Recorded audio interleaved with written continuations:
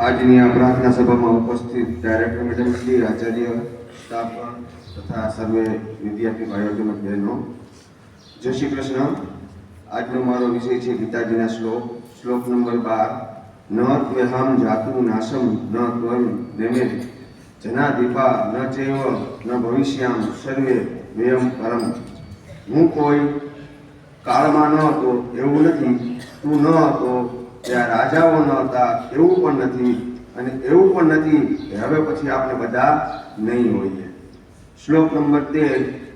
દેહાનુસ્વીન તથા દેહે કૌમાર યૌવન જરા તથા દેહાંતર પ્રાપ્તિ સ્ત્રત ન મુહૂર્તિ. જેમ જીવાત્માને આ શરીરમાં બાળપણ, યુવાની અને વૃદ્ધાવસ્થા પ્રાપ્ત થાય છે, તે જ પ્રમાણે બીજા શરીરની પણ પ્રાપ્તિ થાય છે. આ બાબતમાં ધૈર્ય પુરુષ મોહિત થતો નથી. શ્લોક નંબર 14. માત્રા સ્પર્શાસ્તુ કૌતેન્ય શીતોષ્ણમ સુખમ દુઃખદા આગામી પાયોનિ નિત્યા સ્થિતિક્ષરમ ભારત. હે કુંતી પુત્ર, ઠંડી, ગરમી અને સુખ દુઃખ દેનારા ઇન્દ્રિયો સાથેના વિષયોના સંયોગો તો ઉત્પત્તિ વિનાશશીલ છે, અનિત્ય છે. માટે હે ભારત, તમને તું સહન કર.